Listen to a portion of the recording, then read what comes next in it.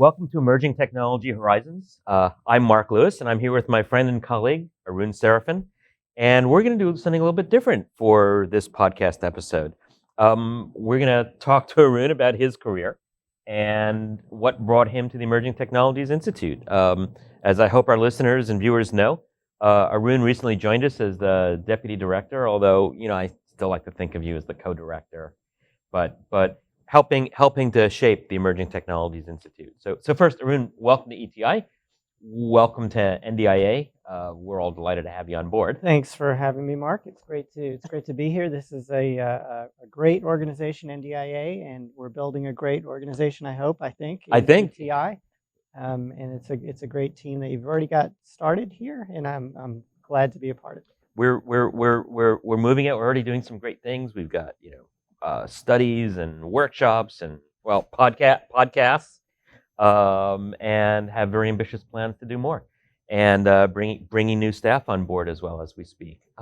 So I wanted to focus this episode on you, Arun, and yeah, I know you've got that nervous look, but seriously, you've had such a rich career in science and technology, PhD from MIT.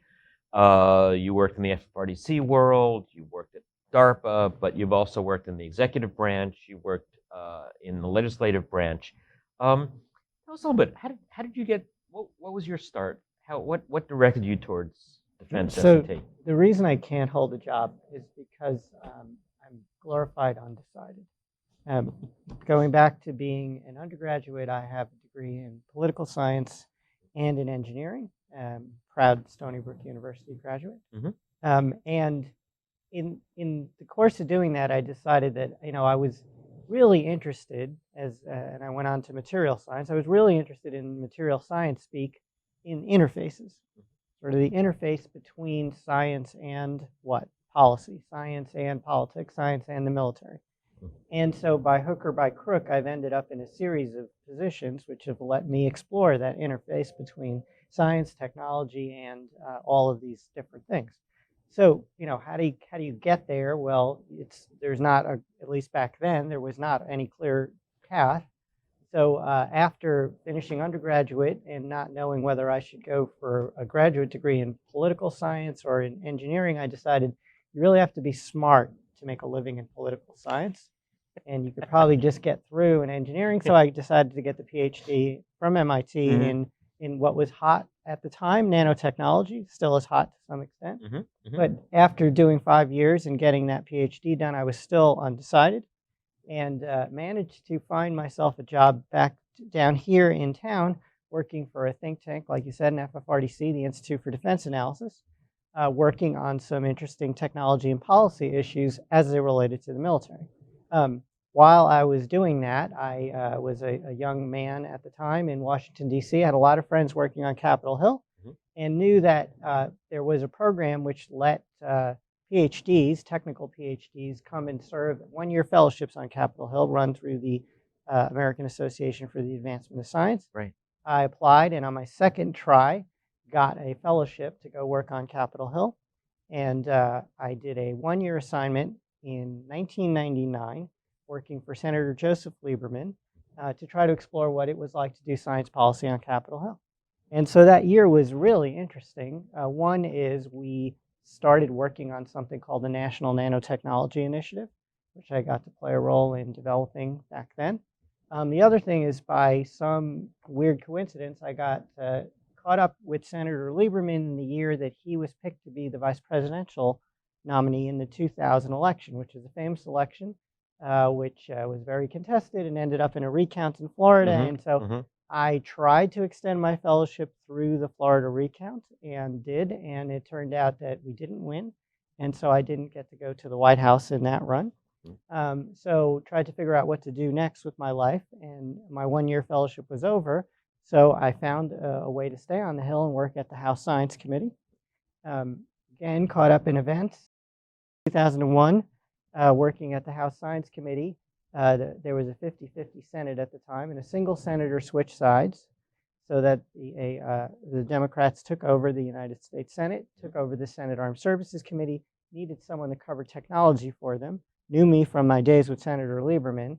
And so because that one senator switched sides, I got a job working for the Senate Armed Services Committee in 2001.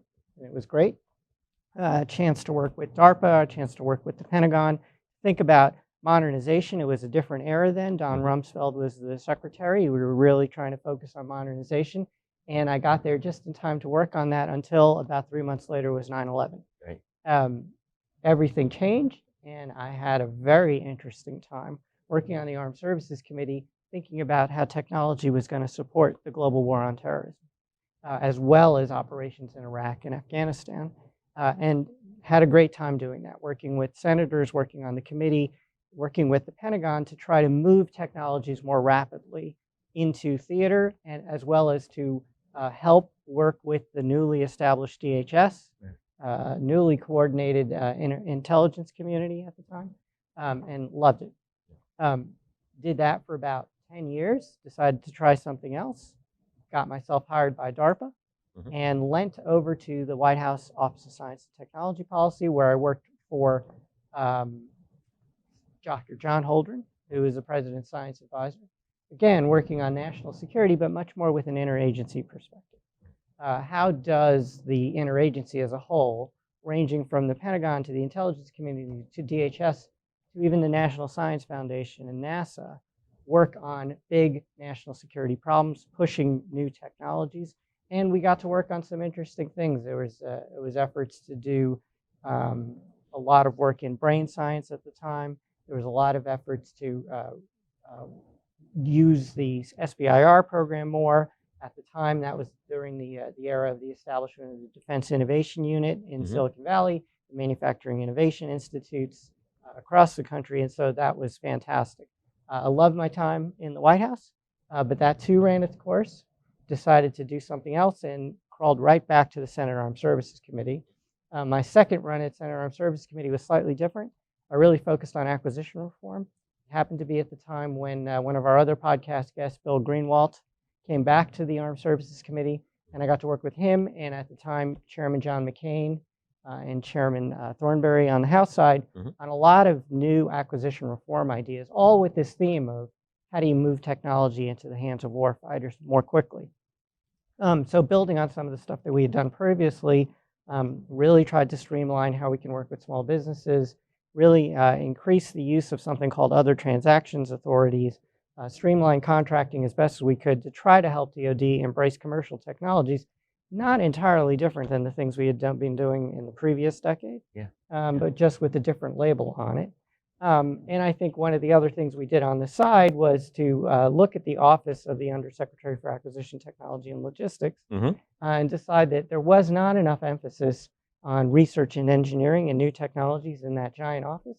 And so the Congress, and I got to play a big role in this, split that office into two, creating the Undersecretary for Research and Engineering, where you worked eventually, the Undersecretary for Acquisition and Sustainment.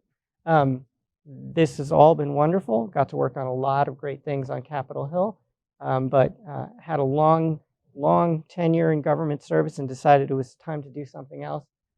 Had a lot of choices, looked around a lot of places outside the government, decided the best place in the world to work on the ideas of moving new technologies into the hands of the warfighters, thinking about the needs of the taxpayers, thinking about an innovation community that really wants to support, but maybe the system sometimes doesn't make it easy for them to support and push the best technologies into the hands of our operators all the time. The best place to do that was here at the Emerging Technologies Institute. So that's how I'm here. And basically, just like every other job you get in Washington, your business card changed, but the kinds of things you're trying to get done are about the same. So it's great to be. As you were going through that, I was smiling because I was keeping track of all the times we overlapped. So when I first started in the Pentagon in 2004, so you were already on the Hill and we were interacting I started saying on a weekly basis. There were times when it seemed like we were interacting on a daily basis. And then I finished up the Pentagon, went back to the university for a couple of years. Then I wound up at the Institute for Defense Analyses. And actually, I don't know if you remember this, but basically the reason I took the job at IDA, they offered me the opportunity to run the part of IDA that supports the White House. So you had me meet with all the folks at OSTP that I'd be working with. And I went home that night and said, oh, that sounds like a pretty good job. So that's actually the reason I wound up at IDA. I'll take credit for that. Yeah, and then of course, as you said, I wound up back in R&E, and we got to interact on a literally on a weekly, sometimes daily basis again. And one of the things that your team at STIPI, Science and Technology Policy Institute, did with us at OSTP at the time is something that we're going to hopefully work on here, which is this idea of the STEM workforce. Right. I think we were calling it STEM by that point. At the beginning of my career, we didn't know that acronym. But the idea is that there are a whole lot of really good people who want to work with the government and work in the laboratories or work as a program manager and help the government spend money or work as a regulator in some technology issue or even work as an operator. If you think about the technical operators we have, people who are doing cybersecurity defense or people who are doing chem bio defense. Those are very technical positions and very operational, very far removed from basic science. Well, for that whole set of people who have this kind of STEM background and want to help, the government has found a way to make it as difficult as possible to join the workforce, no matter what you want to do. And one of the things that your team did, which was great for me, is to help establish some interagency efforts to try to find best practices and bring people on board more quickly, and share those across the government, as well as to push the powers that be, in this case OPM, OMB, and the Hill, to create new authorities to bring people on faster. And I will say that the work that your team did back then led to a lot of analysis, a lot of reports, and a lot of those things were put into law over the next decade and now are routinely used, especially in DoD, by the labs and test ranges to bring people on faster, to pay them what they're worth, to figure out ways to keep them in the workforce. And that was because of the great work that your team at STIPI did. Yeah. No, that was obviously a really meaningful activity, because I share your passion for seeking ways to get the best and the brightest to work on behalf of the government, work on these incredibly important, sometimes existential problems that we have in defense, and also, but I'm still, even in my most recent position, continued to be amazed at some of the barriers that we continue to erect to get the best and the brightest into the government. And I often have people talk to me about the STEM crisis, and I'd say, well, in my mind, it isn't convincing people to go into the STEM disciplines. It's getting the best and the brightest to work on the really important problems. And how do we encourage that? Yeah, and it's not like every single STEM expert, we need them to have a PhD. Right. We don't. Right. In fact, we probably have more than enough of those, but maybe not.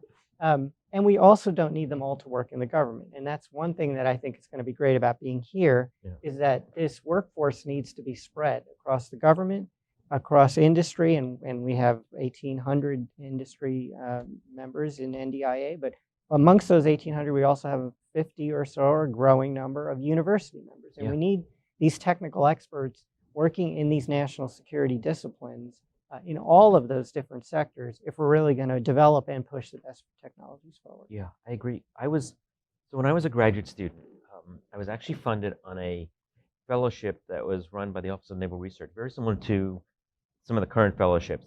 It was a really good deal at the time. It was one of the best fellowships out there, and it did not have a service requirement, as opposed to some of the fellowships today, like the SMART fellowship. You have to work in a government laboratory after you get the fellowship. And I remember talking to someone at ONR at the time, the person who ran the program, and I kind of, I kind of asked about that. Why isn't there a service requirement? And she had this wonderful response. She said, we don't care if you come to work for the Navy, although we'd be delighted if you did. We don't care if you wind up in a government laboratory. If you wind up in academia working on problems of interest to us, if you wind up in industry working on problems of interest to us, we consider that a big win. And I've carried that, so I agree with you. It's not just about the government labs, although that's always a good thing, but it's the broader S&T enterprise. Yeah, I agree with you, and I understand it. Even though my fellowship was only funded by the Air Force, so it's of lesser quality, I think, than yours. What you need in a system like this is both high quality, and you need a system that creates a diverse workforce, which is diversity of experiences and diversity of kinds of people. And diversity of goals, but you need flow. And we haven't had a system that allows flow between the various sectors in the system. So I need people with really great university expertise like yourself. to take it over to the government and bring that university expertise to places like the Air Force and the Pentagon, like you did, and then eventually move over to industry and bring that expertise over to industry, like you're doing and like I'm trying to do. And with that movement and flow between those different sectors, I think that's when you get the best ideas out. Now, our system is designed to limit flow in the name of things like avoiding conflict of interest and in the strange mismatches in things like compensation levels between these different sectors. And so that was one of the things that we got to work on with your team, that I've worked on the Hill, and that we hope to work on here, is how do we improve that flow between the different sectors? Right. So I benefited when I worked for the Air Force. I did it under the Intergovernmental Personnel Act, the IPA system, and it was it was wonderful. It was the best of all possible worlds, and I know you spent a lot of time thinking through how you expand those activities, how you create similar opportunities for industry, for example. Right, and actually here at ETI, we are trying to make use of it ourselves by working with the government, with the Pentagon, and using some of their new exchange programs to try to bring in folks from the government to come work with us here at ETI, bring their unique perspectives. Maybe we can share with them some industry perspectives, and I can share some Hill perspectives. They go back to the government, bring those things back with them, hopefully improve the system as a whole, with hopefully no ethics being harmed in the process. In the end, no ethics were harmed in the production of this. I know so my last government job, I had a team of 11 principal directors, and almost all of them were either IPAs or HQEs, highly qualified experts. And again, it was a great way to bring expertise. And the ones who weren't HQEs and IPAs were detailed from other organizations, which I know is also something that you championed, the exchange across different parts of the government.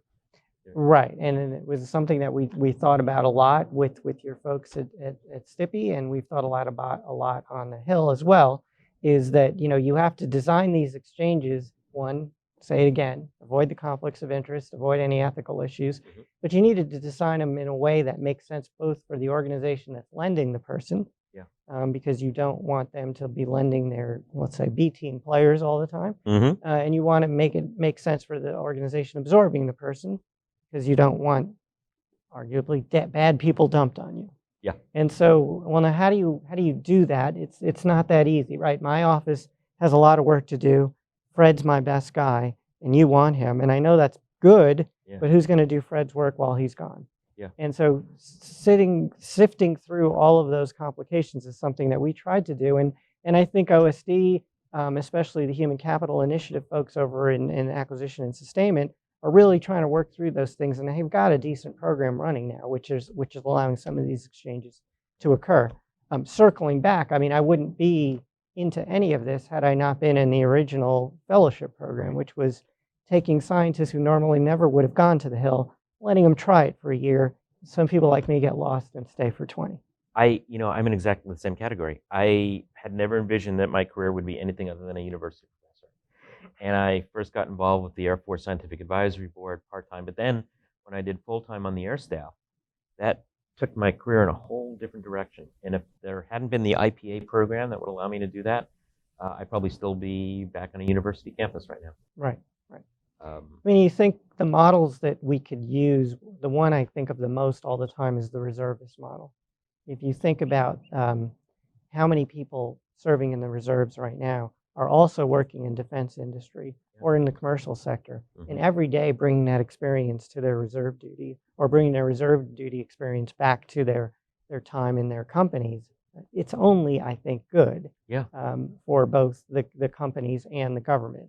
And that's the kind of thing I think we need to figure out how to replicate more on the STEM. Yeah, no, I agree completely. I think I can think of a number of disciplines where they draw on reserve strength. The pilots, for example. If you look at National Guard pilots, some of them have an incredible expertise because they fly commercial aircraft and as part of their day job, and they bring that experience to their defense role. Right. Lots of other examples. I will say, my own observation, one of the biggest challenges with those sorts of lending activities like the IPA program, and I face this personally, and I saw that in some of the people that I've worked with, is when the parent organization loans that person and then doesn't prepare for their return. and doesn't think, I've now got an individual with a new skill set, new capabilities. How do I leverage that? Right. So what you don't want is to send someone off on this great detail opportunity. Yeah. And then when Sam comes back, you say, Sam, this is great. I saw you climb Mount Everest while you were gone. It's the most wonderful thing in the world. Here's your cubicle. Get back to work. Yeah, that's right. And Sam will leave Yeah. like that. Yeah. I've done that once to one organization. I did that career. too. You need to figure out how to make it a safe landing, how to make it a career growing, broadening experience, and then take that person and put them on a track to something bigger and better. Otherwise, they've seen the bright lights of the city and they're never going to come home. And that was something that we are continually struggling with because organizations just aren't set up to reabsorb at the end. Yeah, absolutely. So, switching gears a little bit, what are the areas? I know you're passionate about a number of different areas in related to emerging technologies. What are the areas that you hope to focus on primarily now that you're here at ETI? So I think one of the things that we're in a really good position to do here at ETI is to reclaim the narrative that innovation can come from defense industry. And defense industry and membership of NDIA ranges from the biggest of defense primes that you've heard of to the smallest of garage little tiny businesses working on some software thing that you've never heard of, to large universities to small universities. I think all of those different organizations working in partnership with the Pentagon for decades now have produced all of the capabilities that the military uses today, whether it's the hypersonics or the chem biodefense or the software systems or everything. Unfortunately, in town, there's a narrative that says good ideas no longer come from defense industry. Right. They only come from, let's say, Silicon Valley. And I just think that's not true. And so I think one of the things that we can do here at ETI is to adjust that narrative a little by maybe finding those good news stories that show that, working with those traditional defense contractors, those traditional manufacturers, we've produced some really interesting services and gear. It's found its way to the warfighter, and it's helping support our national security, protecting our warfighters, reducing costs, whatever. I think we can play a role in finding those stories and holding them up, and it's one of the things I think we're going to try to focus on down in Miami at the Science and Engineering Technology Conferences, finding those and talking about those good news stories. I think telling those good news stories, one, creates an enthusiasm and an excitement amongst the workforce, sort of makes them feel like they're at least respected and honored and loved a little, and not always sort of put down on all the time. Second, I think it will create a magnet for more people, whether they're companies or individuals, to kind of, you want to join this winning team. We're doing interesting things. We're doing important things, and we're succeeding in moving things out into the hands of our real customer, the warfighter. And I think the other thing is it raises the profile. It creates enthusiasm among senior leaders, whether those senior leaders are in the Pentagon, in the White House, or in the Congress. They always want to get out in front of parades. Right. They always want to support things that are working and exciting things. And they've been told that certain things are exciting and certain things are not exciting. And I don't think it's fair the way those stories are being told. And so if we can show these senior leaders that, for example, the Small Business Innovation Research Program is really doing some interesting things. Yeah, absolutely. And it's really pushing those out to the warfighter. It's really setting up new companies to grow our industrial base, to increase competition.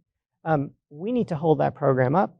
And then while we're holding the program up, we can take a look at the program and say it needs to be tweaked this way. It needs to be funded more this way, or it needs to be adjusted whatever way.